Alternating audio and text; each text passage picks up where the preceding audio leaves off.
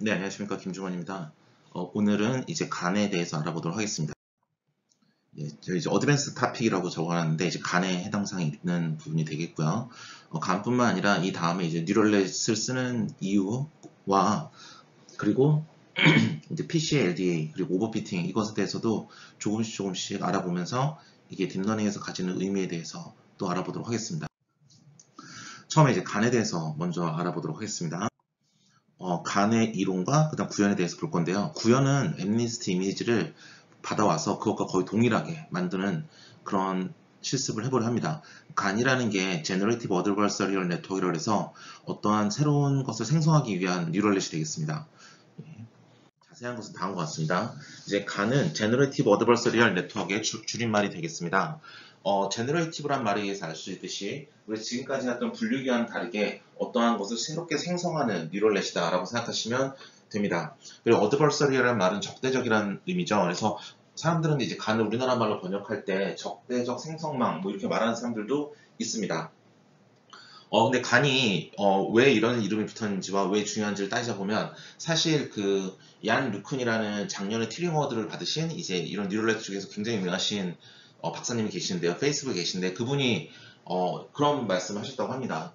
최근 10년간 가장 혁신적인 뉴럴넷은 간이다 라고 말씀하셨는데 이 간이라는 기술이 왜 그러냐면 지금까지는 어떤 걸 분류기를 설계하거나 어떤 목적에 맞춰서 옵티마이제이션을 하는 게 이제 뉴럴넷의 기본적인 이제 뭐랄까 메커니즘이었다면 이때부터는 뭔가 새로운 걸 만들기 시작하는 거예요. 제너레이션을 하는 뉴럴넷이기 때문에 가장 개념상 혁신적이라고 말할 수 있겠죠.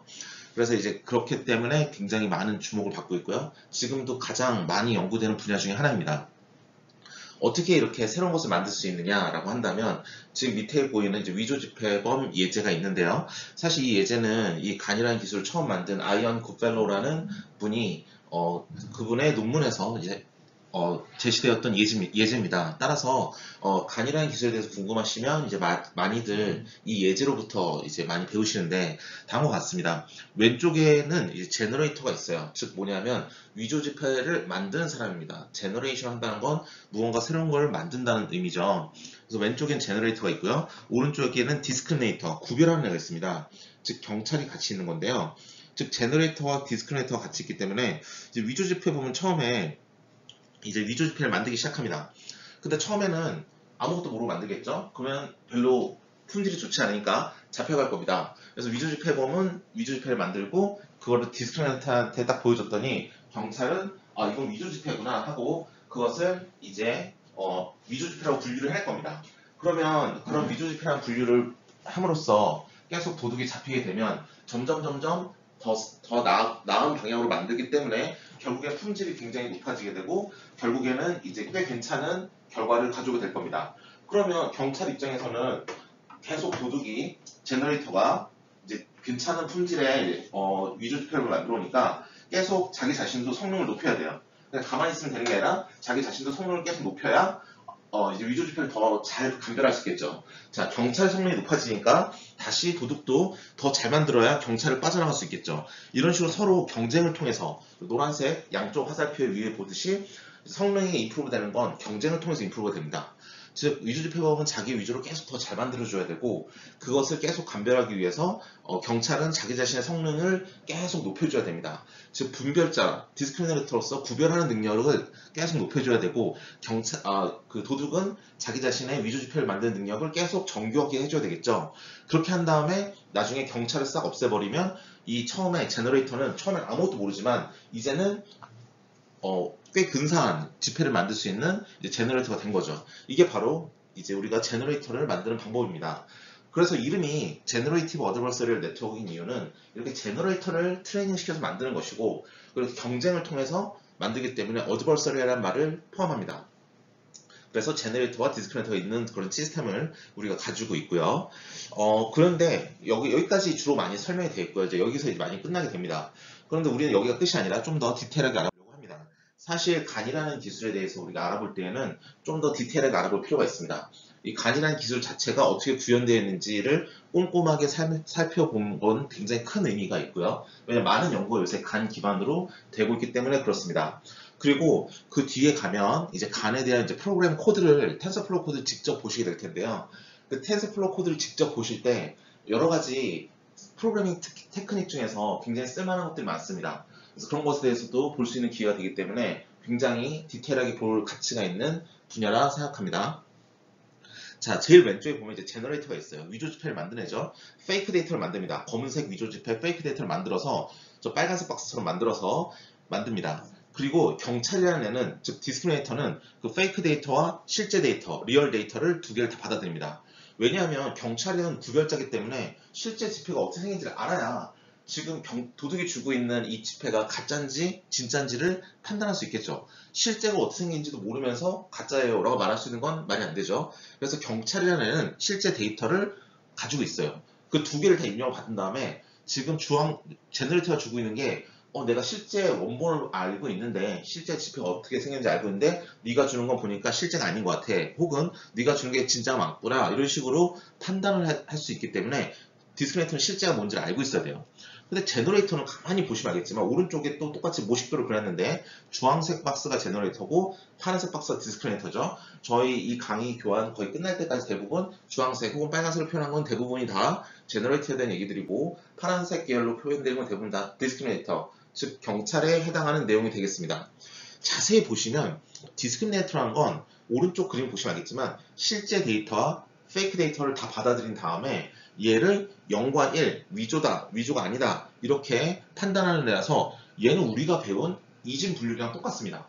즉 우리가 많은 데이터를 받아들인 다음에 자 실제 데이터예요 하면서 1이라는 레이블을 대문자 y에 플레이스홀더에 넣어주면서 데이터를 x 언더바 데이터로는 실제 데이터, y 언더바 데이터는 1을 쫙 밀어넣어주고 그래서 가짜 데이터를 0이라는 y 언더바 데이터는 0, 가짜 데이터는 x에 집어넣어주면서 또 막 밀어넣어주고 그렇게 학습을 시킨 다음에 나중에 데이터를 넣었을 때 이게 0인지 1인지 판단하는 거니까 얘는 이진 분류기랑 똑같습니다. 그래서 디스크리미네이터는 뉴럴넷으로 만들면 이진 분류기예요. 우리가 나중에 텐서플로우로 이 두 간을 구현해 볼 텐데 그때 우리가 제너레이터와 디스크리미네이터를 다 텐서플로우로 구현할 때 인공신경망으로 구현합니다. 자, 인공신경망으로 구현한다. 그러면 이제 제너레이터를 다시 한번 보게 되는데 제너레이터는 출력은 페이크 데이터래요. 근데 입력이 있나요?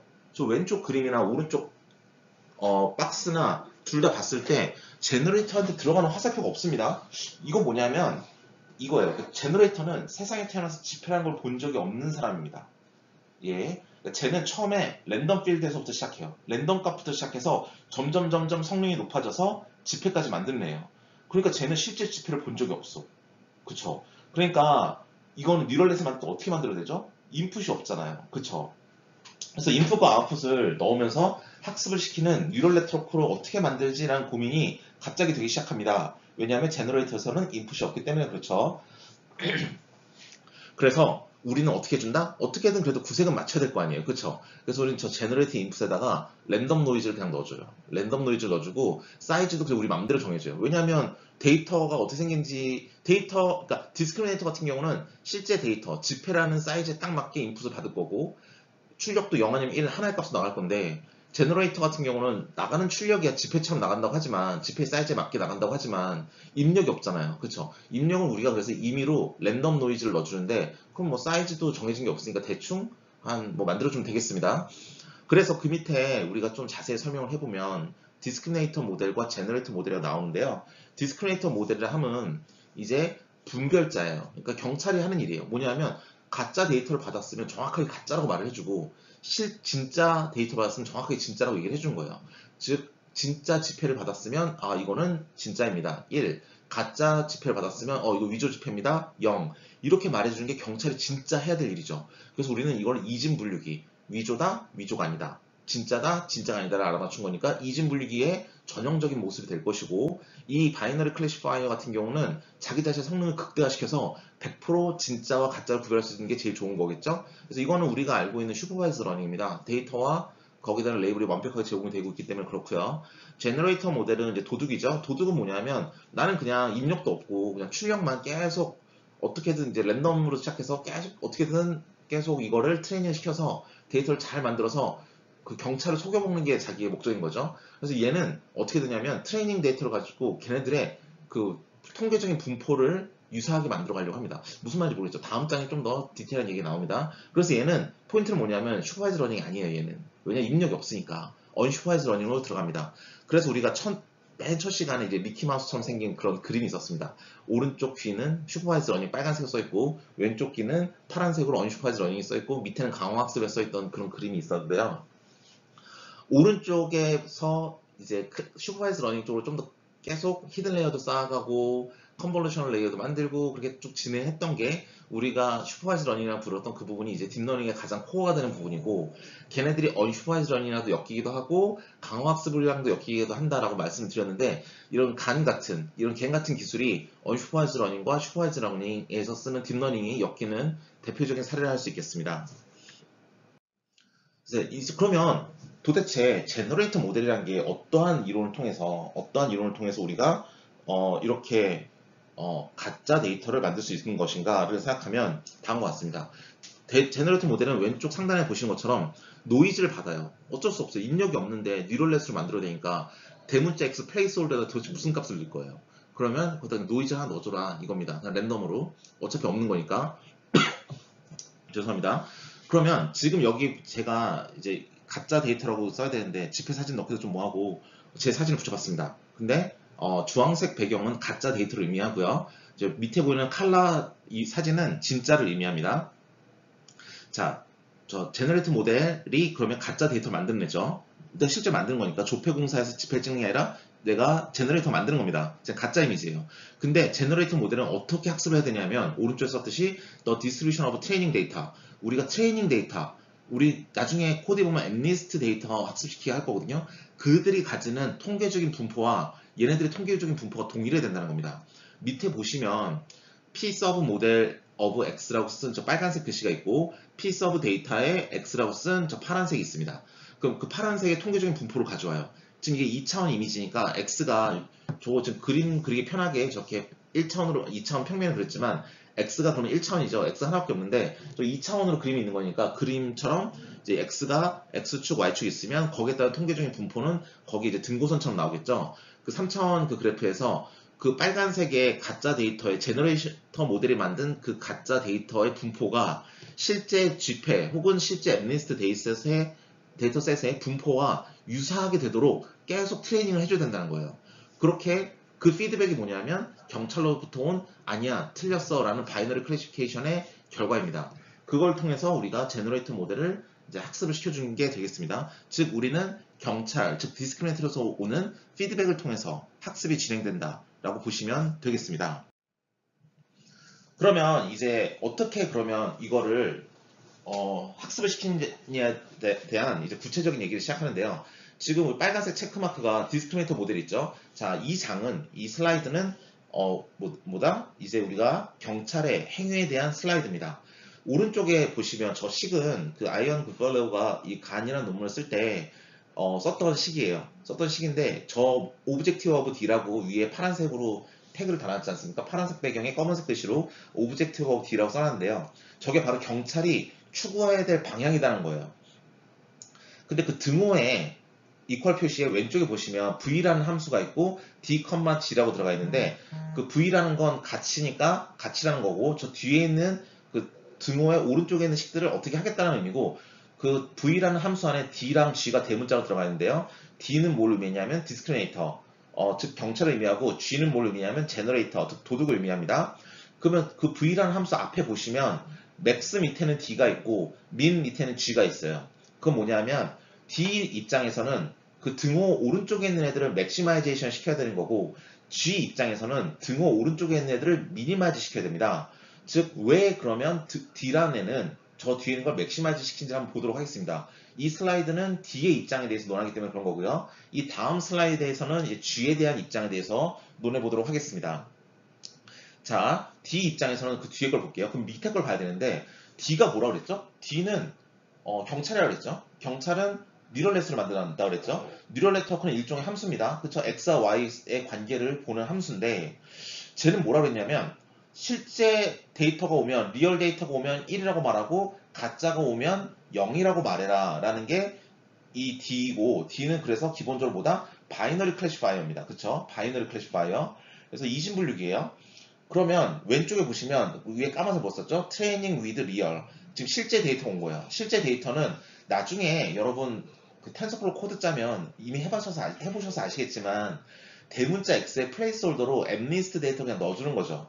걔가 실제 데이터예요. 걔를 경찰에서는 입력을 받으면서 학습을 할 거예요. 이게 실제구나, 이게 가짜구나 받으면서 트레이닝을 하니까 어차피 대문자 X를 우리는 실제 데이터라고 표현합니다. 어차피 대문자 X라는 이름으로 우리는 플레이스홀더를 만들 것이고 그 플레이스홀더는 가짜 데이터를 넣는 경우도 있겠지만 일단 기본적으로 엠리스트에서 feedDict로 mlist.train.next 언더바 배치라는 함수를 사용해서 실제 데이터를 대문자 X에 넣어줄 거기 때문에 우리는 대문자 X를 실제 데이터라고 말을 해요. 그러니까 D라는 함수 안에다가 대문자 X를 넣으면 나는 경찰인데 나한테 실제 데이터를 인풋으로 줬습니다 라는 거니까 D of X는 DX라는 저 왼쪽에 보이는 저 함수는 1이 돼야 돼요. 그리고 오른쪽을 보시면 그럼 경찰은 실제 데이터를 받았으면 1이라고 말을 해요. X를 받았으면 1이라고 말을 해요. 그러면 경찰은 가짜 데이터를 받으면 0이라고 대답을 해야겠죠. 그러니까 바이너리 클래시피케이션이 되는 건데 가짜 데이터는 어떻게 표현하냐면 오른쪽에 보시다시피 저 G라는 주황색 박스가 제 역시 뉴럴 네트워크입니다. 원래 unsupervised learning이라서 뉴럴 넷이 될 수는 없지만 우리가 구현할 때에는 죄송합니다. 구현할 때에는 랜덤 노이즈 Z를 받아서 스몰 Z를 받아서 걔를 가지고 G가 만들어낸 결과물이 가짜 데이터가 되는 거죠. 그래서 G 안에다가 스몰 Z를 넣은 게 바로 페이크 이미지가 되는 것이고 그걸 다시 경찰에 집어넣어버리면 경찰한테 그 페이크 이미지를 넣어준 거예요. 즉 경찰한테 위조 지폐를 준 거예요. 그래서 D라는 함수 안에 GZ라는 걸 집어넣어주면 그건 경찰이 가짜 데이터를 받아들인 것이고 이때에는 0이 돼야 돼요. 그래서 DGZ라고 쓴 저 오른쪽에 보이는 저 까만색 글씨가 0이 돼야 됩니다. 그런 관점에서 저 오브젝티브 오브 D라는 함수를 다시 보신다면 로그는 단조 증가함수이기 때문에 그 등호 오른쪽에 보시면 로그 안에 dx라 쓴 건 우린 저게 dx는 d of x라는 그 값은 우리 크면 클수록 좋다 그랬죠.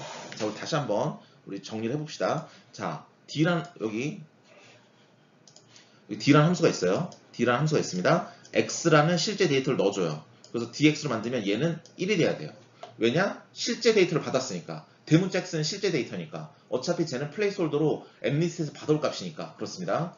자, G라는 애는 제너레이터예요. 가짜를 만드는 애죠. 얘는 원래 입력이 없어요. 근데 뉴럴넷처럼 입력과 아웃풋을 우리가 페어로 만들어줘야 되니까 스몰 z를 집어넣어서 G of z라고 만든다면 그게 우리가 만든 가짜 데이터가 될 것이고 그거를 가짜 데이터를 경찰에 집어넣어주면 이건 경찰이 위조 지폐를 받아서 감별하는 상황인 거죠. 얘는 0이라고 대답을 해줘야 됩니다. 여기 보시면 dx라는 게 단조 증가함수니까 dx가 크면 클수록 좋은 거죠. 그럼 이게 쭉 증가하니까 얘는 1 빼기 dgz이기 때문에 얘는 dgz가 작을수록 좋은 거예요. 그래야 얘가 커지는 겁니다. 그래서 우리는 목적이 dx는 크게 만들어주고 dgz는 작게 만들어주고 그러면 얘네들이 맥시마이즈 시킨 게 좋겠네요. 그래서 경찰은 얘를 맥시마이즈 시킨 게 목적이에요. 경찰이 뒤에 있는 애를 맥시마이즈 시키려면 저 로그 안에 있는 두 군데를 봐야 되는데 로그라는 두 군데를 봐야 되는데 첫 번째 로그인 로그 dx는 크면 클수록 로그 값이 커지니까 좋은 거고요. 그리고 우리가 원하는 것도 dx가 커지는 거고요. 그 다음에 두 번째 로그는 1-dgz이기 때문에 dgz가 작을수록 커질 거예요. 근데 우리가 딱 보니까 dgz는 작을수록 우리가 뭐보다 위조 지폐를 받았을 때 이건 위조 지폐라고 말할 확률이 높아지는 거예요. 그러니까 저 뒤에 있는 애들을 맥시마이즈 시키는 게 경찰 입장에서는 좋은 겁니다. 저 함수를 가지고 우리는 학습을 시킬 겁니다.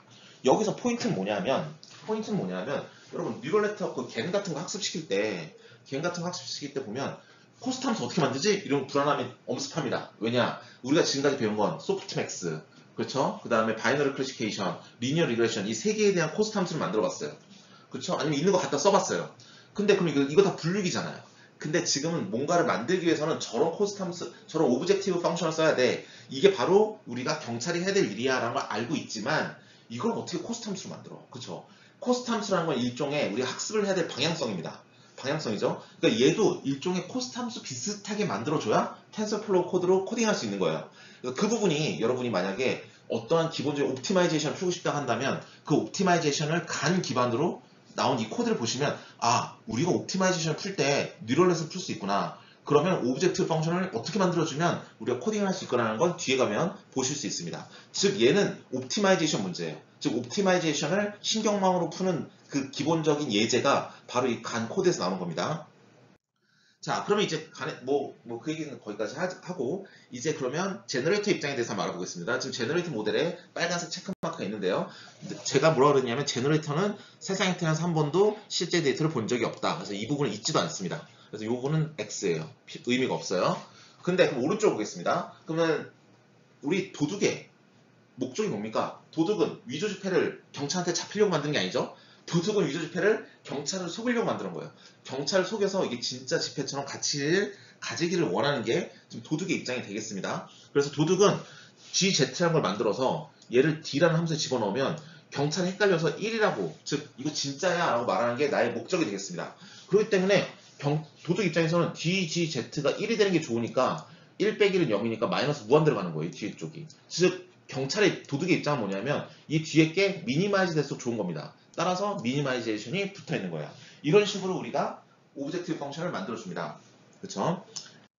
자, 그런데 이제 도둑의 오브젝티브 펑션을 가지고 한 번 더 해줘야 될 게 뭐냐면요. 보시면 알겠지만 우리가 지금 여기 DGZ라는 거 앞에 마이너스가 붙어 있죠. 마이너스를 미니마이즈 하고 있어요. 그러면 이것만 가져온 다음에 얘를 맥시마이즈 해도 됩니다. 되게 비슷한 건데 왜 이런 걸 해주냐면 왼쪽에 좀 설명을 써놓긴 했지만 간략하게 말씀드리면 통계학적으로 볼 때 로그 안에 있는 1-x를 미니마이즈 하는 것보다 로그 x를 맥시마이즈 하는 게 수렴이 더 빠르다고 합니다. 이게 편미분을 거쳐서 어차피 우리가 텐서플로에 쓰는 옵티마이저나 아담 옵티마이저나 그라디언 디센트 옵티마이저를 쓰는데 다 편미분 기반이거든요. 편미분을 하고 이게 점프를 뛰면서 우리가 학습을 한다고 한다면 그때는 편미분의 그 기울기에 따른 수렴성이 좀 차이가 나는데 밑에처럼 식을 쓰는 게 수렴이 좀 더 빠르다는 연구 결과가 있어서 우리 밑에처럼 쓸 겁니다.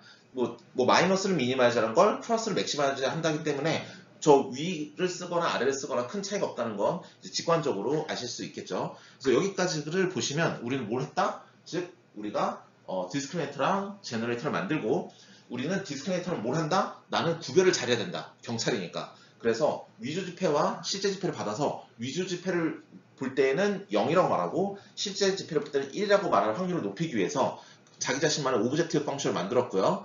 그리고 그 오브젝티브 펑션은 바이너리 클래시피케이션과 되게 유사하기 때문에 그 바이너리 클래시피케이션 썼던 코스트 함수랑도 좀 유사한 면이 있습니다. 그리고 이제 도둑의 입장, 즉 제너레이터의 입장을 들어보면 나는 실제로 데이터를 본 적이 없다.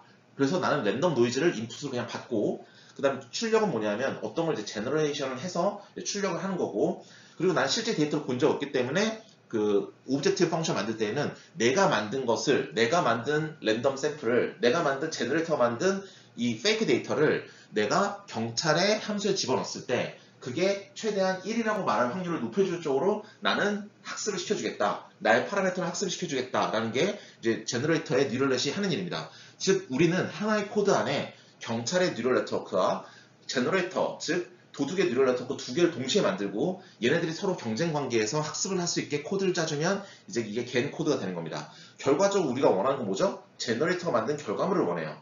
GZ라는 걸 원해요. 그게 정말 원본과 비슷하게 되는 게 우리의 목적이 되겠습니다.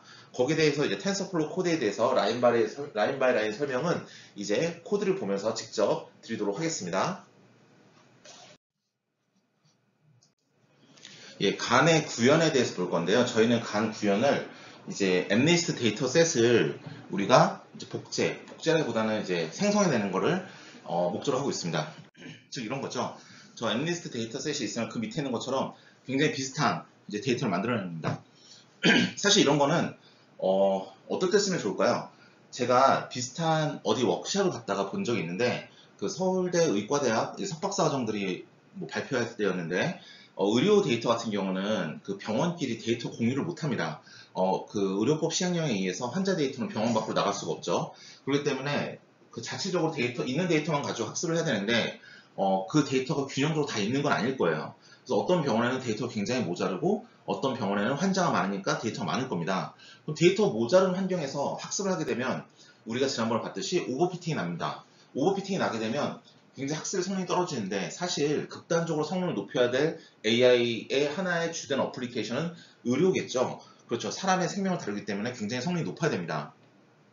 따라서 그러면 이 상황에서 어떻게 하면 우리가 데이터를 확보할 것인가가 관건인데 그때 그 석박사학생들이 했던 연구는 이제 빅게인이라고 지금 우리가 배우고 있는 걔네 좀 더 어드밴스드한 시스템이 있는데 그걸 가지고 이제 의료 데이터를 복제를 해서 이제 그걸 가지고 학습에 사용하겠다. 뭐 이런 연구 결과였습니다. 즉, 겐 같은 경우는 이렇게 활동 범위가 많고요. 또 뭔가 새로운 걸 만든다. 뭐 창작을 하는 AI. 뭐 그런 것들은 대부분 다 그냥 겐이라고 생각하시면 되겠습니다.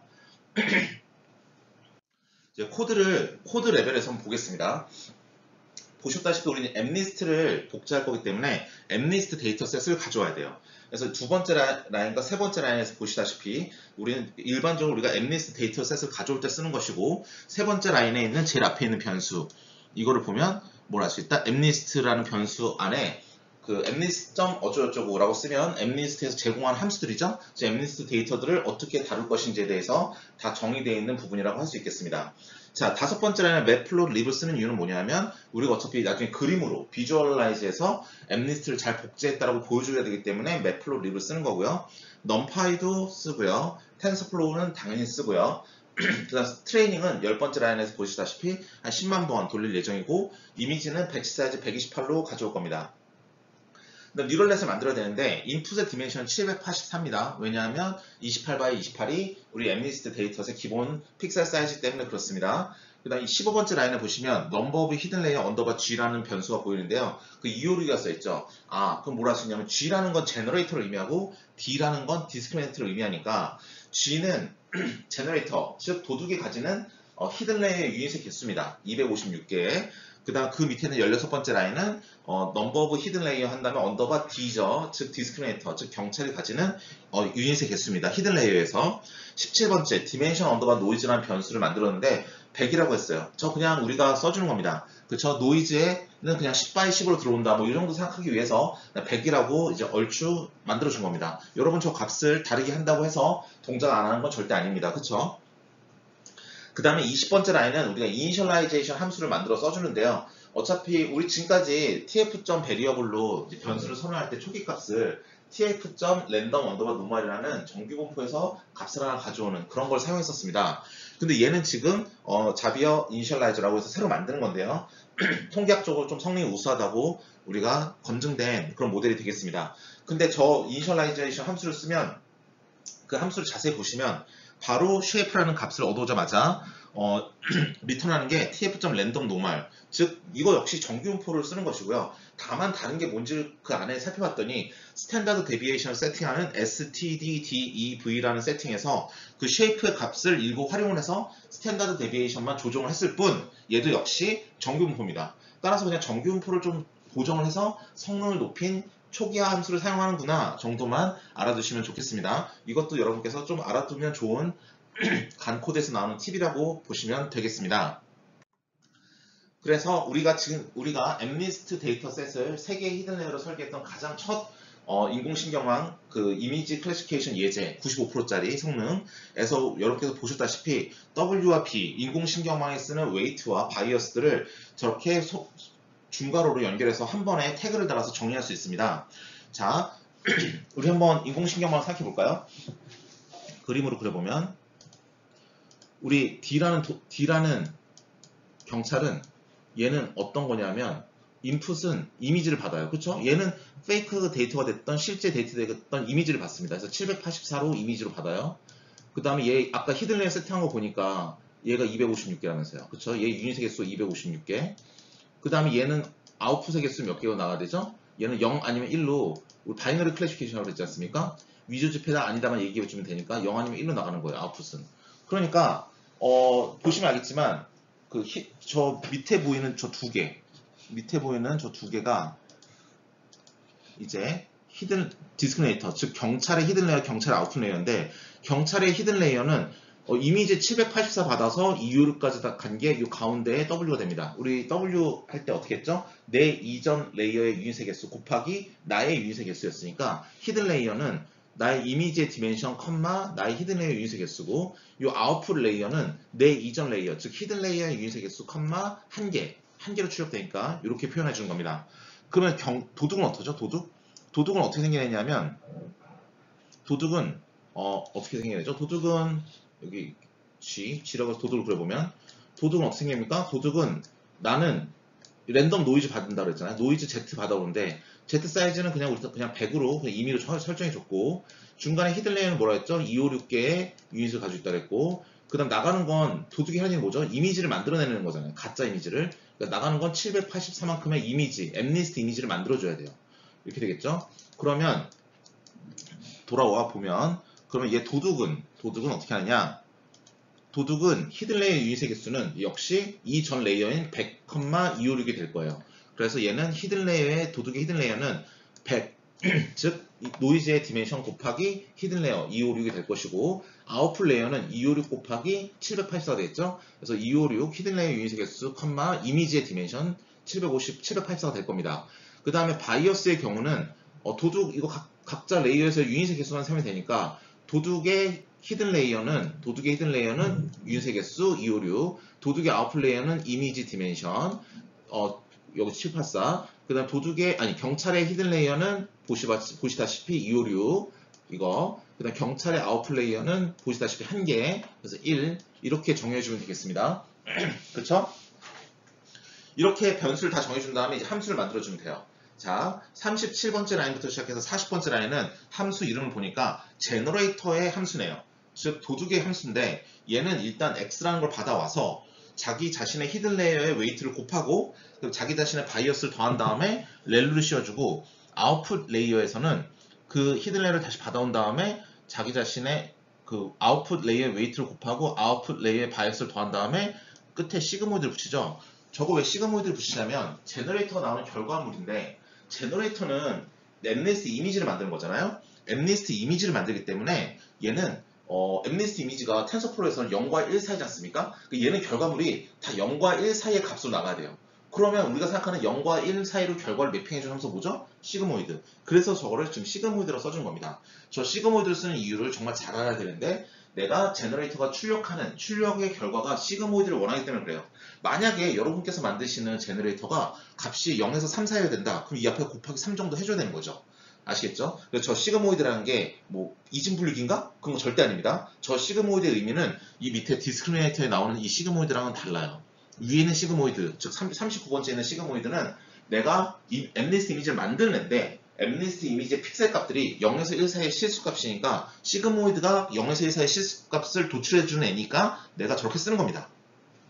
그렇죠. 자, 43번째 라인부터 시작해서 46번째 라인, 이제 경찰의 뉴럴 네트워크를 만들 건데요. 역시 하나의 값을 받아와서 자기 자신 히든 레이어 웨이트를 곱해주고, 히든 레이어 바이어스 더해주고, 그 다음 렐루를 씌워준 다음에 히든 레이어 완성. 그 히든 레이어를 45번째 라인을 받아서 그 다음 웨이트, 아웃풋의 웨이트 곱하고 아웃풋의 바이어스 더한 다음에 시그모드를 씌워줍니다. 여기서 시그모드 씌워준 이유는 뭐냐면, 이 경찰의 뉴럴넷은 바이너리 클래시파이어잖아요. 0과 1로 나는 판단을 하는 애입니다. 그래서 그것을 위해서 시그모드를 씌워준 거예요.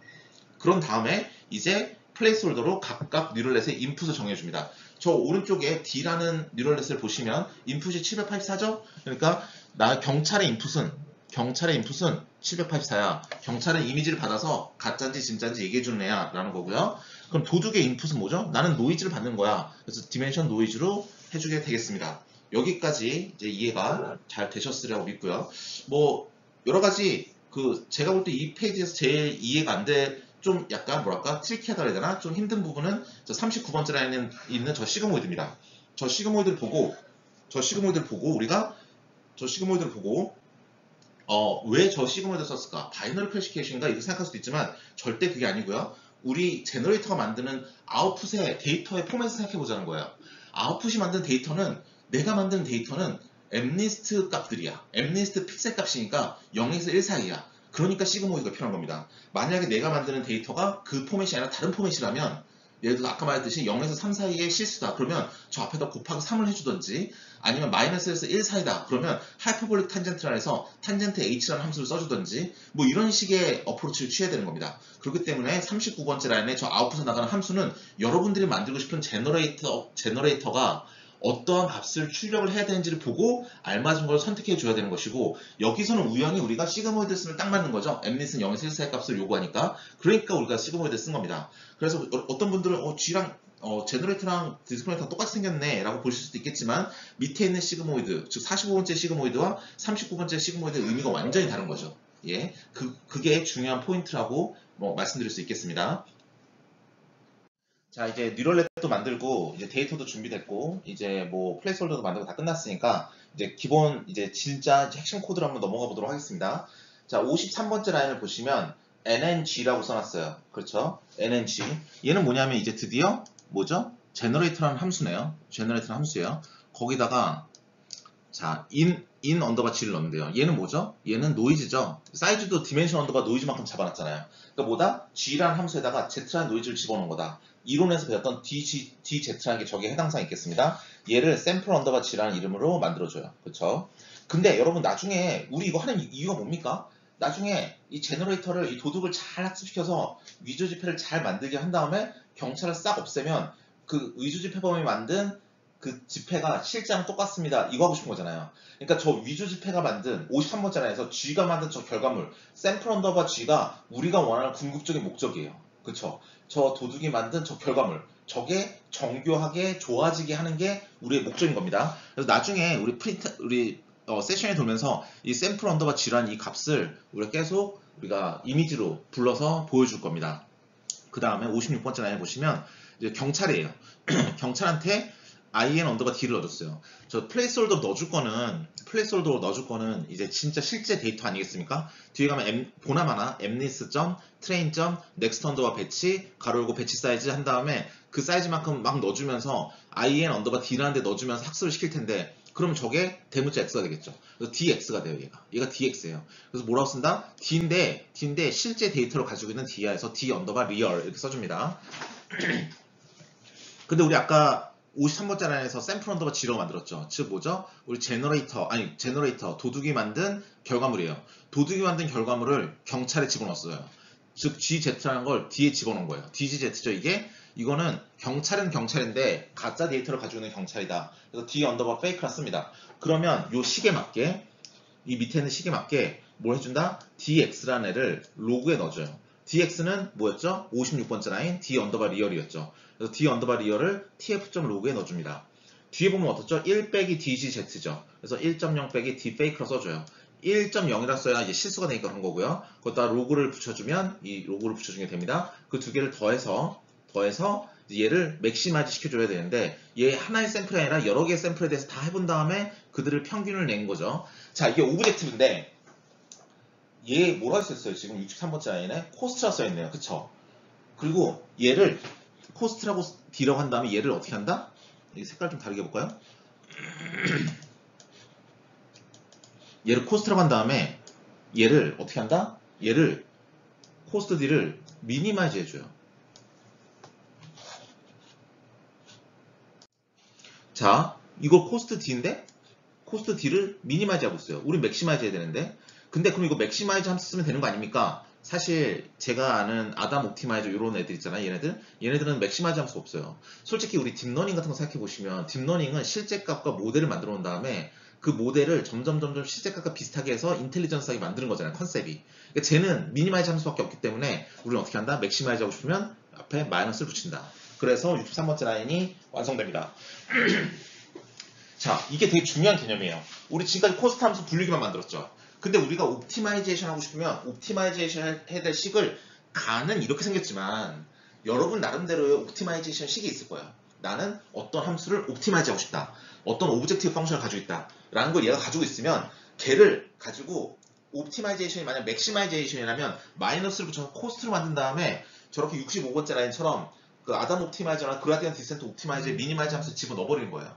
그러면 이 뉴럴넷은 내가 주어진 오브젝티브 펑션을 옵티마이즈 하기 위해서 지금 학습하고 있는 애예요. 그렇죠? 그러니까 우리가 옵티마이제이션 문제를 뉴럴넷을 어떻게 풀지?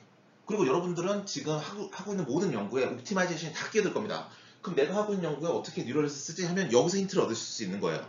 즉 여러분이 추구하고자 하는 오브젝티브 펑션을 이게 만약 맥시마이제이션이면 마이너스를 붙여서 코스트 함수로 이름 붙여주고 미니마이제이션 문제라면 그거 자체를 코스트 함수라고 만들어준 다음에 아니면 뭐 저 이름은 뭐가 되든 상관없으니까 그걸 만들어준 다음에 그 결과를 저렇게 그라디언트 tf.train.adam 옵티마이저나 그라디언트 디센트 옵티마이저 안에다가 미니마이저 함수 불러서 넣어주기만 하면 거기에 맞게 얘네들이 편입을 하면서 학습을 이터레이티브하게 진행을 합니다.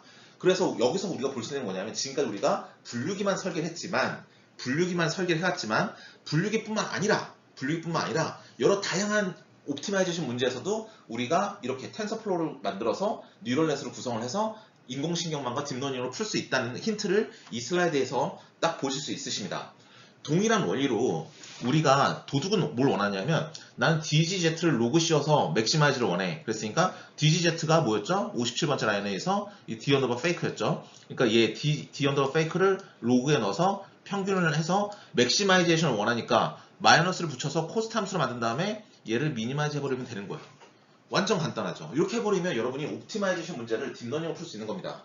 괜히 코드를 배우는 이유가 지금까지 우리 분류기에 대한 코스트 함수 만들었으니까 있는 함수 갖다 쓰고 막 그랬지만 이제부터는 우리가 코스트 함수를 여러분 맘대로 입맛에 맞게 만들면 그 방향성으로 파라미터 트레이닝, W 값과 B 값을 트레이닝하면서 이제 여러분이 뉴럴넷을 학습시킬 수 있다라는 힌트를 이 장에서 얻으시면 됩니다.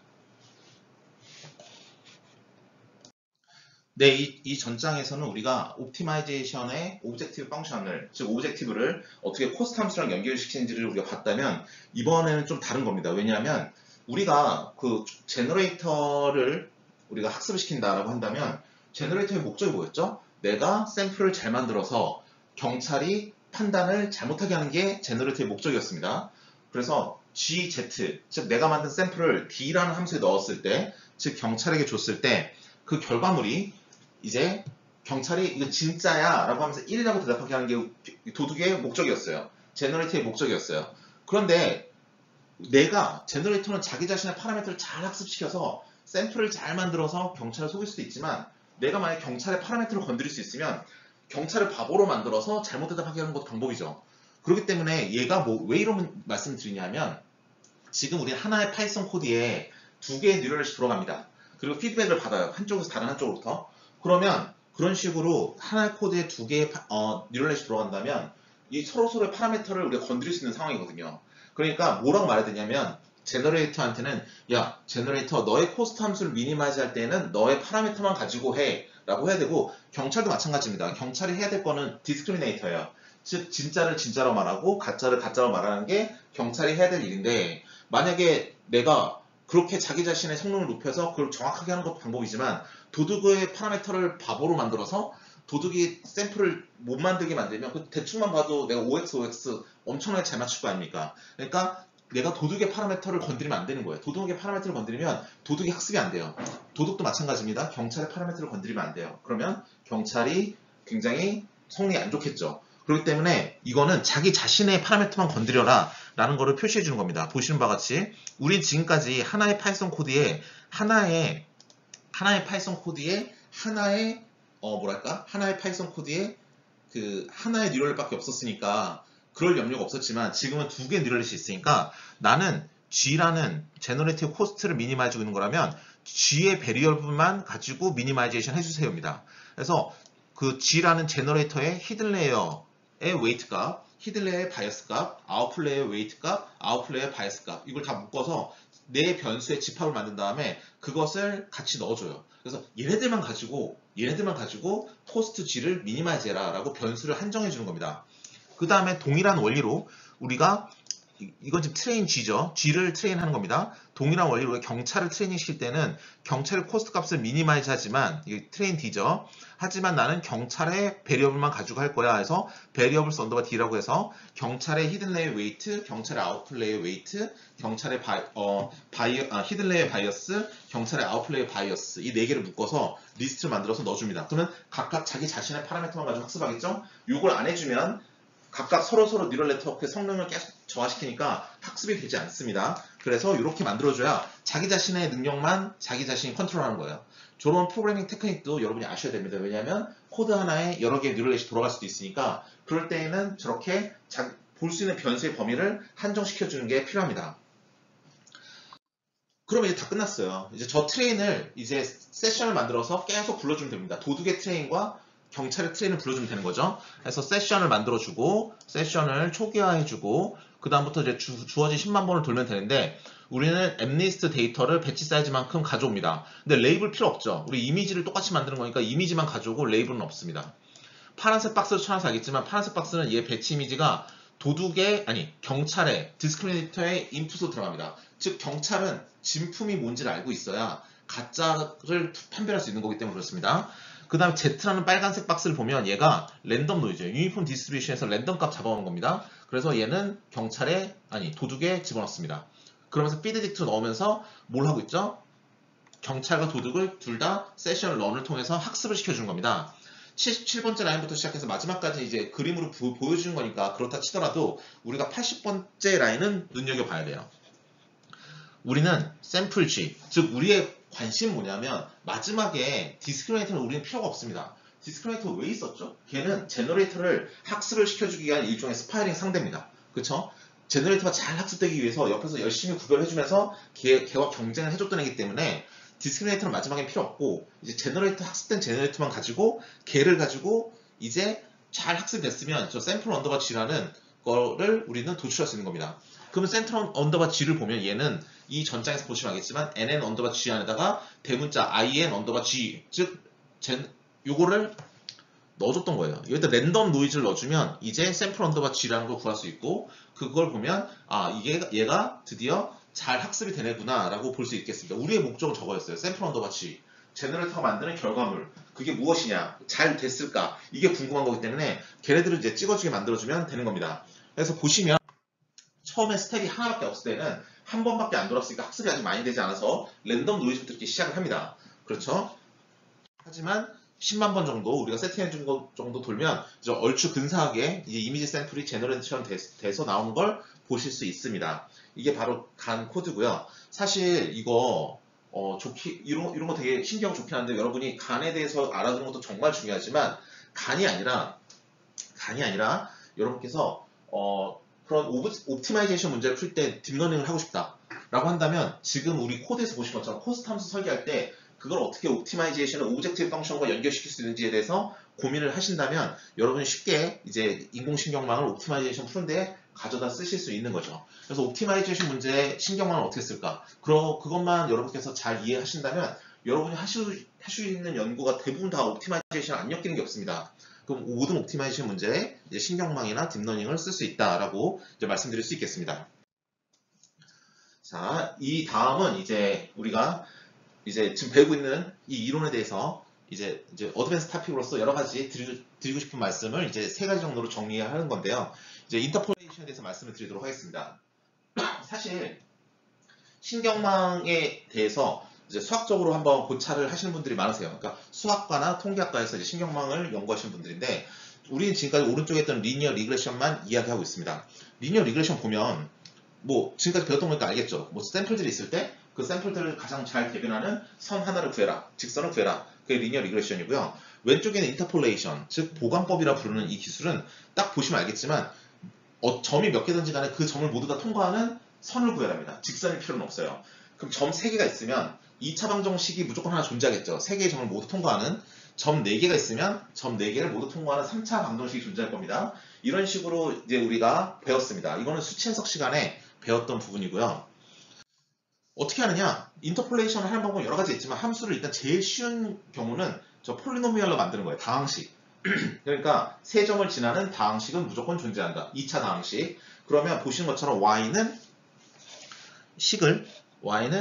a 이렇게 요 동그라미 친 것들이 지금 다 변수들이죠. 저렇게 만들어 놓으면 저 동그라미 친 애들을 찾아줘야 돼요. 그렇죠? 그렇게 해서 어떻게 합니까? 저 왼쪽에 보시는 샘플이 점이 3개가 까만색 점 3개 보이는데 좌표가 1, 10 2, 15, 3, 40이니까 저 식에다가 x에다 1, 10, 2, 15, 3, 40을 넣어주면 우리가 변수를 a0, a1, a2를 가지고 있는 식이 3개가 나오니까 식이 3개, 변수 3개니까 연립방정식을 풀어주면 우리가 저 코에피션트들, 개수들을 구할 수 있습니다. 근데 이게 왜 이 타이밍에 이걸 설명하느냐? 이게 뉴럴 네트워크 트레이닝과 어느 정도 관련이 있습니다. 보시면 알겠지만 저 왼쪽 상단에 있는 뉴럴넷이 우리가 지금까지 배웠던 뉴럴넷이죠. 왼쪽 상단에 있는 저 뉴럴넷은 어떤 거냐면 자 색깔 일부러 맞췄습니다. 인풋이 빨간색, 아웃풋은 녹색, 중간에 히든 레이어는 파란색입니다. 그러면 우리 아까 이전 장에서 우리 폴리노미얼 인터폴레이션에서 보시면 변수는 파란색으로 표현했죠. 딱 보시면 우리가 x가 들어왔을 때 얘가 첫 번째 히든 레이어에 웨이트 곱하고 행렬 곱셈이라고 합시다. 이거 행렬 곱셈. 그 다음 바이어스 더하고 그 다음 액티베이션 함수 씌우고 그 결과에다가 두 번째 히든랩 웨이트 곱하고 바이어스 더하고 또 액티베이션 씌우고 마지막 아웃플레이 웨이트 곱하고 바이어스 더한 다음에 액티베이션을 씌우면 y가 나옵니다. 그러면 이 함수 관계예요. x와 y의 관계를 구하는데 아까 좀 당황식으로 만든 게 아니라 지금은 넌리니어 함수를 씌우면서까지 액티베이션 함수라는 그 함수를 씌우면서 우리가 변수들을 WB라는 이름으로 많이 섞어준 겁니다. 그러면 이게 딥러닝처럼 돼서 레이어가 20개 쌓여버리면 저런 과정이 한 20개 정도 되니까 함수가 엄청나게 플렉서블해질 거예요.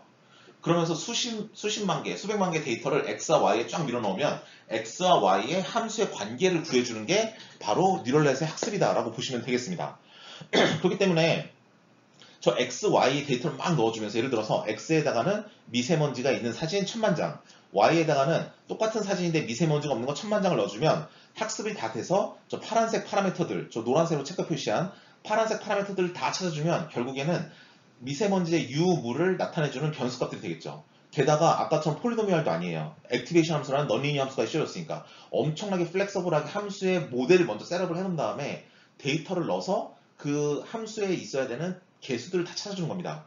이렇게 해버리면 우리가 X와 Y의 관계를 아무리 복잡하더라도 찾아낼 수 있어요. 특히 레이어가 많아져서 우리가 지금 저 그림에서는 레이어라고 표현하지만 결국 레이어라는 건 곱하기 해주고 더하기 해주고 액티베이션 함수를 씌워주는 연산 과정입니다. 그 연산 과정이 20개 이상 돼버리면 정말 X와 Y의 관계가 아무리 복잡하더라도 그 관계를 정확하게 추론할 수 있게 데이터만 많다면 그 개수를 찾아주면 딱 정확하게 표현할 수 있는 거죠. 그렇기 때문에 딥러닝에서 우리가 이런 방식을 이제 보고 펑셔널 어프록시메이션이라고 표현을 합니다. 저 까만색 굵은 글씨 밑에 보시면 펑셔널 어프록시메이션 이란 말이 수학이나 이론을 기반으로 하는 딥러닝 교과서에서 제일 처음에 나오는 표현 중에 하나입니다. 즉 우리는 함수를 근사화해서 찾는 거예요. 개수를 찾아주는 거예요. 이런 이제 뭐랄까 특성을 알고 있으면 여러분께서 이제 펑셔널 어프록시메이션이 필요한 경우에 저 뉴럴넷을 그대로 갖다 쓰시면 되겠습니다. 우리가 이제 나중에 얘기할 이제 강화학습 같은 데서도 말하겠지만 만약에 강화학습 이제 알파 같은 데서 보면 이세돌이 이렇게 합시다. 그러니까 이세돌이 바둑 두는 거랑 똑같은 AI를 만들고 싶다라고 한다면 저 X에다가는 바둑판을 넣어줘요. 바둑판을 넣어주고 그 바둑판에서 이세돌이 어떤 액션을 취했는지 어떤 수를 뒀는지를 Y에 넣어줘요. 그 다음에 X에 또 다른 바둑판을 넣어줘요. 그러니까 이세돌이 지금까지 대국을 둔 거를 다 데이터를 끌어모아서 X에다가는 그 하나하나의 바둑판을 넣어주고 그 판에서 이세돌은 어떻게 돌을 놨는지를 Y에 넣어주고 그거를 무수하게 많이 넣어주면 저 W와 B는 어떤 역할을 하냐면 새로운 판이 들어왔을 때 만약에 이세돌이 지금까지 했던 패턴에 의해서 어떠한 수를 둘지를 Y로 도출해 줄 수 있는 거죠. 즉 이세돌과 굉장히 유사한 AI를 만들어 줄 수 있는 겁니다. 이게 바로 우리가 강화학습이 이렇게 나중에 우리가 할 강화학습이 어떠한 상태에서 어떤 액션을 취해야 종국적으로 최고의 우리가 베네핏을 얻느냐는 게 강화학습의 설계 기본 원칙인데 어떠한 상황에서 어떤 수를 두느냐를 우리가 추론할 때 인공신경망을 쓴다면 바로 이렇게 하시면 됩니다. 아시겠죠? 그래서 그때는 그냥 강화학습을 부르는 게 아니라 딥러닝을 통해서 푸는 강화학습이라 해서 딥 리인포스먼트 러닝이라고 이름을 붙여줍니다. 즉 보시면 우리가 X가 들어오고 그 X에 맞는 Y를 도출한다. 그들 간의 관계를 어떻게 규명하느냐. 그게 지금 우리가 해야 될 부분이라고 보시면 되겠습니다. 그래서 AI, 딥러닝 이런 걸 다 요 함수를 근사화한다는 개념에서 이걸 갖다 쓰는 거예요. 강화학습에도 이걸 쓰는 이유가 처음 썼던 사람은 아마도 함수를 근사화한다는 개념을 아마 잘 알고 있었을 거예요. 그렇기 때문에 어떠한 상황에서 어떤 액션을 도출한다. 그 데이터를 어마어마하게 많이 가지고 있다면 그러면 새로운 상황이 들어왔을 때 지금까지 학습한 거에 근거하여 어떻게 하면 어프록시메이션이 된 최상의 액션을 취할까라는 것도 요 함수에 기반한 설명에 의해서 여러분께서 이제 이해하실 수 있으십니다. 예, 그럼 여기까지 하고 다음으로 넘어가도록 하겠습니다. 그래서 이거예요. 이세돌이라면 어떤 바둑판이 들어왔을 때 어떤 액션을 취할까? 액션은 n개 중에 하나를 취할 수 있는데 어떤 액션을 취해야 이 Q밸류라는 거라고 부르는 그 나의 그 뭐랄까 가치가 최대가 될 것인가? 즉 내가 승리할 확률이 높아지는지를 계속 넣으면서 요 가운데 다 학습을 시켜줘요.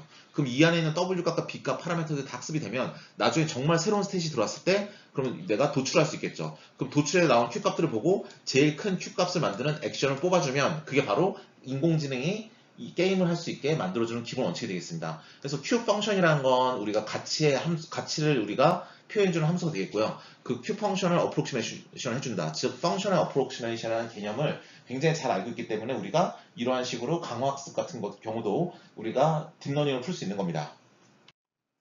자, PCLDA에 대해서 설명을 드릴 텐데요. PCLDA는 이미 고전적인 패턴 인식에서 하는 방법이고 사실 우리랑은 상관이 없습니다. 그쵸? PCLDA는 차원의 축소라 그래서 우리 첫 시간에 그 Dimensional Reduction이라는 그 Unsupervised Learning의 하나의 카테고리였어요. 우리 미키마우스 귀처럼 생긴 거에서 우리 두 번째 장인가 첫 번째 장에서 나오죠. 이제 그림이 나오는데 머신러닝이란 무엇인가? 슈퍼바이즈 러닝, 언슈퍼바이즈 러닝, 리인포스먼트 러닝 이렇게 나오는데 얘는 언슈퍼바이즈 러닝이라는 파란색 동그라미 보시면 그 하부 항목으로 두 개가 또 나오는데 첫 번째는 클러스터링, 두 번째는 디멘셔널리 리덕션입니다. 지금 우리는 디멘셔널 리덕션에 대해서 말씀을 드리는 거예요. 만약에 보시는 바와 같이 1D에서 9개의 데이터를 가지고 있다면 충분히 데이터 분포를 볼 수 있습니다. 2D에서는 어떠냐 하면 왼쪽 그래프는 컨스턴트 덴시티라고 해서 쟤는 1D에서 봤더니 샘플이 9개였고 3개의 세그멘트로 나누고 있으니까 하나의 공간에 3개 정도 데이터는 항상 들어가야겠네 라고 해서 그 덴시티, 밀도를 꾸준하게 유지해 주는 겁니다. 그러면 지금 공간이 2D에서는 9개가 됐으니까 3, 9, 27, 27개만큼 데이터를 가져와야 되는 거고요. 사실 실질적으로 데이터를 더 가져온 게 불가능하다면 저 9개의 데이터가 이제 9개의 공간에 퍼지는 거죠. 그러면 하나의 공간에 여러 개가 들어갈 수도 있으니까 빈 공간이 이제 슬슬 생기기 시작하고요. 이것을 이제 3D까지 가져가면 3, 3, 3이니까 27개의 공간이 있는데 9개의 공이 있으므로 최소한 18개는 비어있겠네요. 즉 뭐냐면 기준이 늘어나면 늘어날수록 우린 좋습니다. 원래는. 왜냐? 사과, 바나나 분류하는데 색깔로만 분류한다. 라면 어쩌다가 틀릴 수 있어요. 왜냐? 바나나가 상했으면 빨간색보다 더 빨간색 갈색처럼 보일 수 있는 거고 사과가 아직 안 익었으면 노란색으로 보일 수 있는 거고 색깔만 봤을 때는 틀릴 수도 있으니 기준을 하나 만들어서 뭐 크기, 모양, 냄새 뭐 만들어주고 있으면 기준이 많으면 많을수록 분류할 때 성능이 좋아집니다. 하지만 그것과 더불어서 계산 복잡도도 늘어나요. 즉 컴퓨팅 자원이 더 들어가요. 성능이라는 걸 오버롤하게 봤을 때는 초기에는 단 하나의 차원을 가지고 우리가 판단할 때에는 성능이 차원이 늘어날수록 당연히 좋아지는데 일정 수준이 넘어가기 시작하면 그렇게까지 높일 필요는 없는데 너무 많이 해주고 더불어 연산도 너무 많이 늘어나고 이러면 오히려 성능이 떨어진다는 겁니다. 이게 바로 차원의 저주라는 컨셉인데요. 그래서 만약에 우리가 사과, 바나나를 구별하게 만든다. 그래서 봤더니 사과, 바나나 구별하는 건 20개 사이즈 벡터면 충분해. 그러니까 사과를 표현할 때 20 사이즈의 벡터로 표현하면 충분해. 그 정도면 사과, 바나나 구별할 수 있어 라고 하면 그게 제일 좋은 건데 야 그래도 정교하게 잘해줘야지 우리 성능이 엄청 좋아야 된단 말이야. 그러면서 벡터 사이즈를 100으로 만들어놨어요. 그럼 그 안에다 쓸데없는 정보 많이 들어가 있겠죠. 야 사과는 냄새도 정말 디테일하게 해줘야 돼. 색깔도 총천연색으로 고려해줘야 돼. 이러면서 막 정보를 넣기 시작하면 엄청 커집니다. 그러면 100 사이즈로 계산을 하나 20으로 계산을 하나 만약에 여러분이 볼 때 성능 차이가 없다면 차라리 20이 나요. 행렬 연산할 때 오버가 줄어들잖아요. 그러면 피처의 셀렉션이라는 왼쪽은 어떻게 하는 거냐 하면 우리가 딱 보고 제일 중요한 거 20개를 골라내는 거예요. 말 그대로 선택입니다. 셀렉션. 그렇기 때문에 얘는 기준을 알아요. 그래 사과 바나나를 나눌 때는 색깔이 제일 중요하지. 그 다음에 모양이야. 색깔 모양에 대한 것만 딱딱 가져와서 20개를 만들어서 나머지 버려요. 버려도 성능의 차이는 거의 없을 거야. 그러니까 우리는 작은 사이즈를 계산해야 오버헤드 적으니까 이게 최적이야 라고 말하는 게 피처의 셀렉션입니다. 근데 지금 우리가 집중할 건 피처의 익스트랙션이 되겠어요. 이제 특징을 추출해내는 단계예요. 어떻게 하느냐 100개가 있는데 이 100개에다가 얘가 나중에 20개를 돼야 되는데 어떻게 하느냐 20이고 100이면 이 앞에 행렬을 곱해줍니다. 무슨 행렬? 이 앞에 행렬의 사이즈는 얘가 지금 100 by 1이니까 이 행렬 사이즈는 지금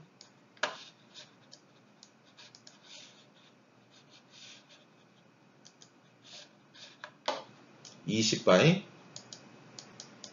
100으로 W 값을 행렬로 곱해줘요.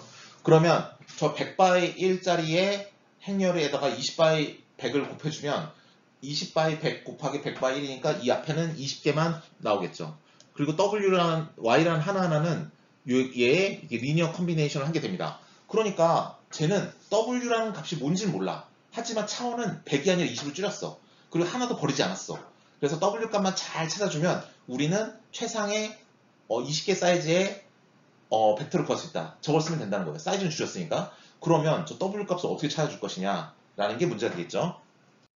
우리는 두 가지 방법이 있습니다. PCA라는 방식이 뭐냐면 야, 이런 컨셉인 겁니다. 지금 이 그림을 그리기 위해서, 이 파워포인트 그림을 그리기 위해서 2차원을 1차원으로 차원을 축소시키는 그런 개념을 그려놨는데요. 보시면 알겠지만 1의 군집과 2의 군집이 있는데 2차원 평면이 있죠. 그러면 PCA는 뭐냐면 내가 지금 2차원 평면인데 말이야, 내가 비록 1차원으로 줄어들더라도 나는 특징을 최대한 보존해줘 라는 게 PCA입니다. 즉 PCA는 차원이 줄어들더라도 나의 특징은 최대한 보존이 돼야 된다는 게 이 PCA의 기본 개념이에요. 그러면 LDA는 뭐냐? LDA는 그런 거 필요 없다는 거예요. 그런 거 필요 없고 어차피 우리의 목적이 뭔데? 만약에 우리의 목적이 분류라면 분류가 잘 되게 1차원으로 내려줍니다. 자, 얘를 보시면 얘네들 분포, 지금 2차원 분포가 이렇게 있죠. 2차원 1과 2의 분포가 있는데 얘네들 분포가 제일 잘 나오려면 분포가 저 특징을 최대한 살려주려면 제일 긴 쪽으로 해야 그나마 모양이 잘 남아있을 거예요. 그래서 이쪽으로 이렇게 딱 1차원으로 매핑을 해준 게 2차원에서 1차원으로 매핑을 해준 게 우리가 보고 있는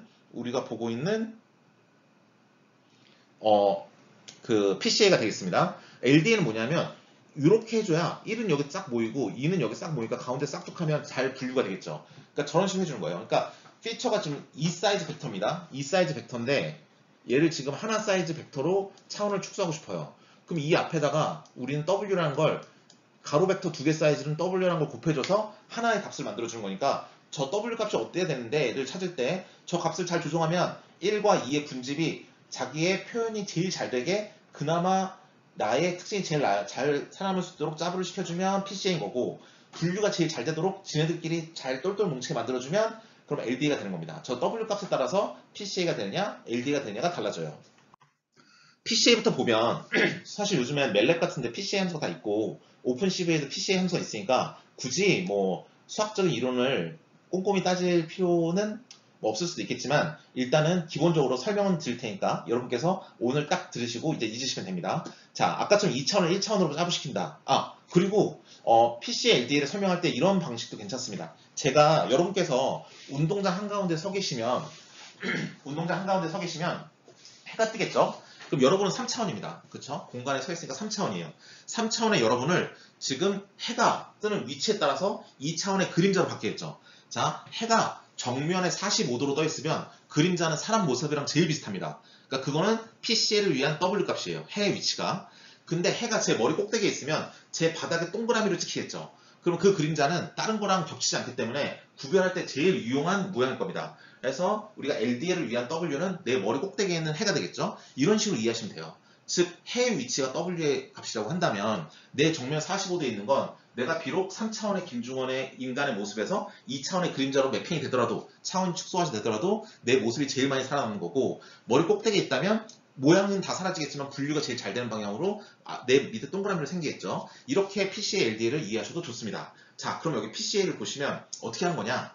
뭐 어떻게 하냐면 2차원의 공간에 있는 점들이다. 그걸 1차원으로 바꿔라. 그럼 뭐냐면 2차원의 공간에 있으니까 얘네들을 아이겐밸류, 아이겐벡터를 구하면 선형대수에서 저렇게 오른쪽에 보시다시피 이렇게 나옵니다.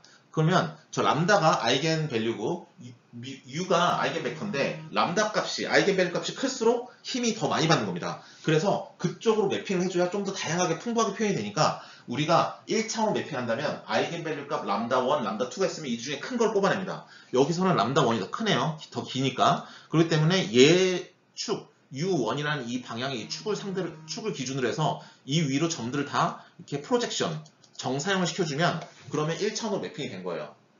이렇게 하고요. 그럼 좀 더 응용을 해볼까요? 3차원의 점의 분포가 있습니다.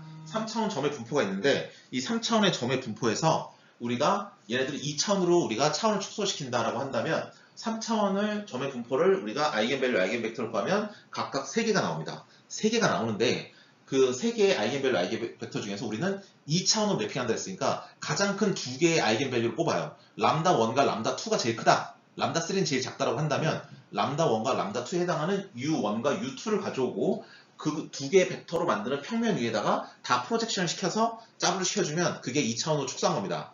그러면 3차원을 1차원으로 축소할 때는 어떻게 하냐? 그러면 아이겐밸류 값 제일 큰 거 하나만 뽑으면 되죠. 뭐. 하나 뽑으면 그 만약 람다1이었다 라고 하면 U1이라는 축을 기준으로 다 프로젝션 시키면 3차원을 1차원으로 이제 프로젝션 시킨 거죠. 이런 식으로 하는 게 이제 PCA가 되겠습니다. 그리고 PC는 잘만 쓰면 여기처럼 3차원일 때 우리가 아무것도 모르다가 잘만 프로젝트 시키면 오히려 더 모양이 더 잘 나와서 우리가 특징을 더 잘 뽑아낼 수도 있습니다. PC 한다는 상상 데이터가 잃어버리는 건 아니다 라는 걸 말씀드리고 싶고요. 그 다음으로 이제 이건 제가 옛날에 미국에 있을 때 2010년도 때 한번 찍었던 건데 PC가 제일 많이 사용된 건 뭐냐면 얼굴 인식이에요. 왜냐하면 얼굴 인식이 고전적인 통계 기반의 컴퓨터 비전에서는 어떻게 하냐면 내 얼굴을 보고 통계적인 분포를 땁니다. 눈의 위치, 코의 위치, 입 이런 데에서 점의 분포를 가지고 점을 찍어주고 걔네들 통계 분포를 갖다 놓고 아 이건 얼굴의 분포구나 해서 얼굴이라고 알려줘요. 그런데 제가 똑같은 전데 왼쪽과 오른쪽의 다른 점은 뭐냐면 오른쪽에 보면 제가 안경을 쓰고 있어요. 이렇게. 그쵸? 안경을 쓰고 있습니다. 안경을 쓰고 있으니까 얘는 PCA에서 차원을 축소를 시킵니다. 그리고 얼굴 같은 거 인식할 때 여러분 칼라 정보를 다 날리기 시작합니다. 흑백에서 하거든요. 그러니까 이제 안경테 같은 경우도 이제 통계적인 부프로 남아있겠죠. 픽셀에. 그러니까 보시다시피 안경을 쓰신 분과 굉장히 유사하게 나타나고 안경을 안 쓴 사람은 안경 안 쓸 때 굉장히 유사하게 나타나는 경우가 발생합니다. 근데 딥러닝은 어떻게 되나요? 인공신경망에 김중원의 얼굴인지 아닌지를 인식한다고 했을 때 김중원의 얼굴 사진을 매우 많이 넣을 텐데 어떤 거는 안경을 쓰고 어떤 거는 안경 쓰고 있지 않다면 안경이라는 건 중요한 포인트가 아니겠죠. 근데 이거는 지금 통계 기반으로 이미지 하나를 갖다 놓고 거기서 특징을 추출한 거기 때문에 안경이라는 것도 이제 우리가 그 이미지에서 볼 수 있는 통계적인 분포가 있는 값이라서 의미가 있는 겁니다. 예, 그래서 얼굴 인식이 많이 쓰이고요. 그럼 LDN은 어떻게 하느냐? LDN은 아주 간단합니다. 자, 보시면 두 개 점의 분포가 있어요. 근데 두 개 점의 분포를 내가 프로젝션을 시켜서 차원을 축소시켰는데 만약에 그 두 개 군집 간의 거리가 멀면 멀수록 어떤가요? 좋은 거죠. 그래야 분류할 때 가운데 싹둑하기가 편하니까. 그리고 두 개 군집 간에 똘똘 뭉쳐있으면 점들이 프로젝션 된 결과가 똘똘 뭉쳐있으면 또 좋은 거죠. 왜냐하면 그러면 싹둑 잘랐을 때 점이 넓게 퍼져서 막 흩어있는, 막 섞여있는 경우를 방지할 수 있으니까. 그래서 우리가 차원을 축소시킨 결과가 이 군집 간의 평균끼리 정말 멀고 걔네들끼리 또 군집끼리 똘똘 뭉쳐있다면 분류하기가 제일 좋다는 겁니다. 그게 바로 보시는 피셔의 선형 판별법입니다. 이 뮤가 우리가 통계에서는 이제 그 평균을 의미하죠. 그러니까 평균, 중심, 평균을 구했을 때 얘네들이 멀면 멀수록 좋은 거예요. 즉 얘네들이 차이가 많이 날수록 좋은 거예요. 그래서 위에는 맥시마이즈를 하고 얘는 S는 표준 편차입니다. 표준 편차 제곱하면 분산이죠. 두 개의 분산은 작을수록 좋은 거예요. 그래야 얘네들 똘똘 뭉칠 테니까. 그렇죠? 그래서 얘를 J라는 얘를 맥시마이즈 시키는 뭘 구해라? W를 구해라. 그러면 그 W를 구해주면 우리가 점들을 프로젝션 시켜서 차원을 낮췄을 때 얘네들은 서로서로 멀리 떨어져 있게 되고 서로서로 뭉치게 되니까 중간에 자르기가 굉장히 편해집니다. 그렇죠? 예, 마지막으로 이제 오버피팅에 대해서 한번 보도록 하겠습니다. 사실 이게 굉장히 학습할 때 많이 나오는 문제이기도 하고 데이터가 없는 상태에서 우리가 볼 수 있는 대표적인 사례이기도 합니다. 저 오버피팅은 보시는 바와 같이 저렇게 녹색처럼 저렇게 완벽하게 학습을 했을 때 요것에 대한 모델에 대한 평가예요. 자, 보시면 저 녹색처럼 우리가 모델을 만들었어요. 분류기를 만들었어. 파란색과 빨간색을 정말 100%로 분류를 했어요. 저게 더 좋은 걸까요? 아니면 까만색이 좋은 걸까요? 이건 지금 상황에서 아무도 모릅니다. 왜냐하면 저거 지금 있는 데이터가 학습 데이터예요. 한 200개 정도 있다고 합시다. 100개의 빨간색과 100개의 파란색으로 저게 녹색의 모델을 우리가 만들었어요. 그러면 얘를 이제 10년 동안 사용합니다. 그런데 10년 동안 사용했으면 100억 개의 데이터를 지금까지 처리를 했을 텐데 100억 개가 모두 파란색은 정말 이렇게 파란색 동그라미에 해당하는 데이터는 정말 이 녹색 선을 따라서 이 안쪽에만 이렇게 분포가 되게 지금까지 들어왔었고 빨간색은 지금까지 이렇게만 들어왔다더라라고 한다면 이 녹색 모델은 정말 좋은 모델입니다. 이 복잡한 이 두 개의 저 특성을 다 반영해서 만들어준 거잖아요. 그쵸? 그렇기 때문에 지금 이 녹색 모델을 가지고 있다 해서 지금 이 상황에서 이게 제일 좋다 안 좋다 말은 못해요. 왜냐하면 학습할 때에는 이게 제일 좋은 거거든요.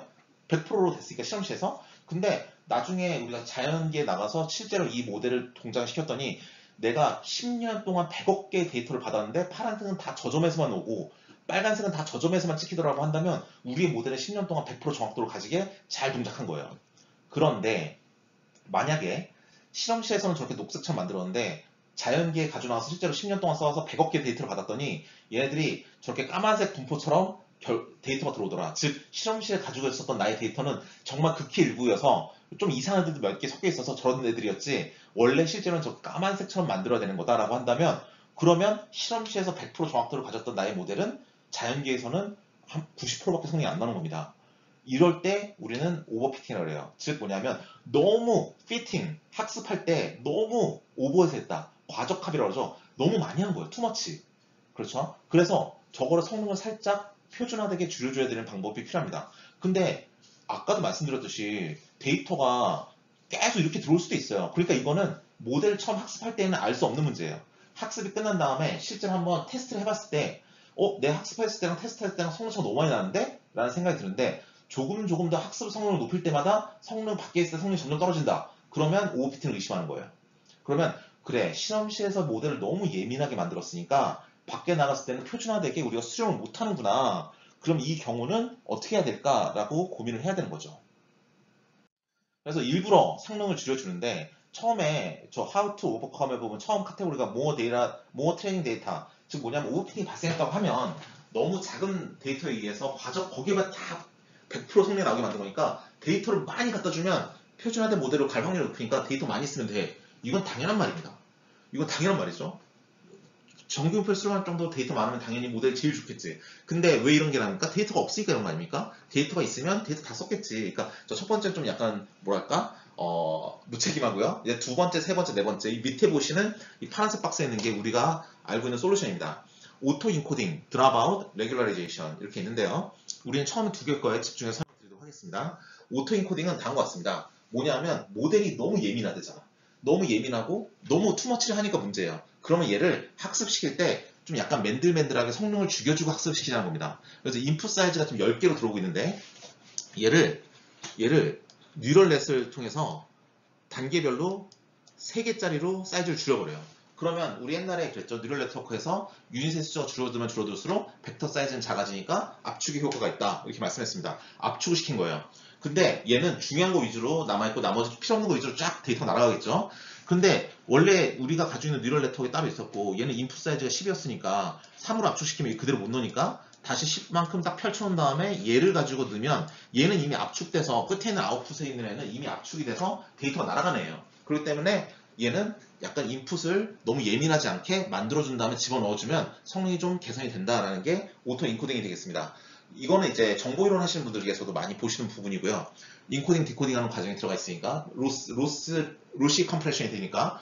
그런데 얘 가만히 보시면 이 오토 인코딩에 대한 이제 논문을 읽으시거나 책을 보시면 어떤 표현이 나오냐면 PCA와 유사하다 이런 말이 나옵니다. PCA가 차원의 축소잖아요. 차원을 축소시키되 최대한 성능을 보존해달라라는 게 PCA였습니다. 얘도 인풋을 10차원에서 3차원으로 코드로 만들 때 축소시켰어요. 다만 우리가 약간 필요 없는 애들 쭉쭉쭉 내보내면서 이제 우리가 맨들맨들하게 모델을 약간 좀 이렇게 정교화되게 만들어준 건데 너무 예민하지 않게 만들어준 건데 그 과정에서 중요한 건 남겨야 되니까 이것도 PCA와 유사한 겁니다. 그래서 얘는 오토 엔코딩 나올 때마다 맨날 나오는 게 뭐냐면 PCA와 유사하다는 말이 나와요.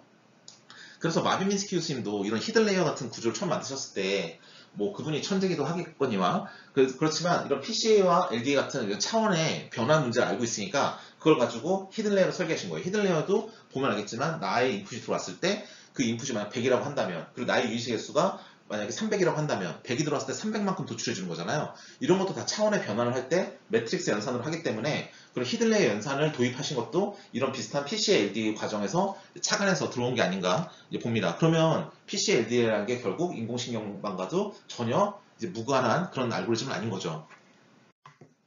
그 다음에 드랍아웃인데요. 사실 오토 엔코딩은 학교에서 연구하시는 분들이 많이 하지만 실제로 코딩 하신 분들은 드랍아웃을 제일 많이 씁니다. 왜냐하면 저 뒤에 밑에 보시는 텐서플로우 한 줄만 딱 끼워놓으면 돼요.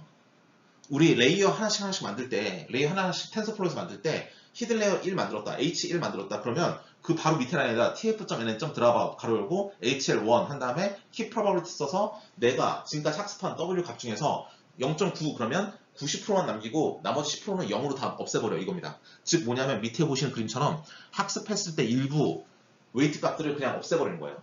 드랍아웃 시키는 겁니다. 그러면 성능을 좀 줄여주겠죠. 대신 우리가 쓸모없는 것부터 없애주기 때문에 성능을 줄여주되 주요한 컴포넌트 남기니까 약간 성능이 실험실에서 떨어지지만 그렇게 만드는 게 표준화된 모델로 갈 가능성이 높으니까 밖에 나갔을 때는 더 성능이 좋다는 겁니다. 이것도 물론 코드를 일단 다 짜서 아까 그 맨 처음 그림에서 봤듯이 녹색처럼 예민하게 만들어 놓은 다음에 그게 진짜 맞는 걸 수도 있어요. 그러니까 드랍아웃 처음부터 쓸 필요는 없고 그렇게 만들어서 최적의 성능을 본 다음에 그 다음에 얘를 실제로 필드 테스트를 하거나 테스트를 했을 때 성능이 좋지 않다면 그러면 그때 가서 왜 그러지? 오버피팅인가를 의심하고 그때는 코드에다가 한 줄씩 요것만 넣어주면 되니까 이거 드랍아웃이 솔직히 현업이나 실제 구현에서는 제일 많이 쓰는 방법 중에 하나입니다. 이건 그냥 한 줄 한 줄 요거 복붙해가지고 넣어주기만 하면 되는 거라서 굉장히 편리하게 구현할 수 있기 때문에 실제 구현하시는 분들은 이 드랍아웃이라는 방법을 제일 많이 사용합니다. 레귤러리제이션은 우리 학습하는 코스트 함수에 어떤 통계적인 함수를 좀 뒤에다 끼워 넣음으로써 모델 자체를 좀 더 이제 뭐랄까 정교화시킨다 이런 개념인데 이건 통계적인 방법이고 하니까 그냥 이 부분은 넘어가도록 하겠습니다.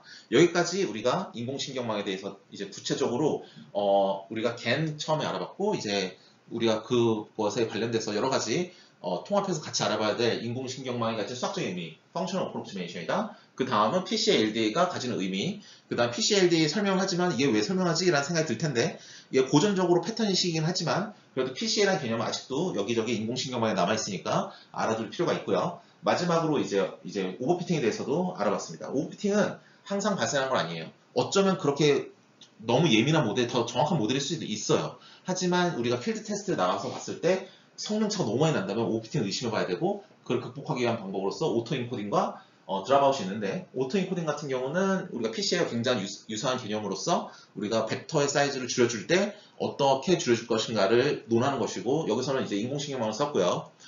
그 다음 마지막으로 우리가 이제 드랍아웃을 봤죠. 드랍아웃은 구현 관점에서 굉장히 편리합니다. 저렇게 한 줄만 써주면 라인 바이 라인으로 꼼꼼하게만 심어주면 우리가 드랍아웃을 구현할 수 있기 때문에 이것도 우리가 볼 때 현실적으로 제일 쉬운 방법 중에 하나라고 보실 수 있겠습니다. 그러면 여기까지 하시고 여기까지 하도록 하겠습니다. 감사합니다.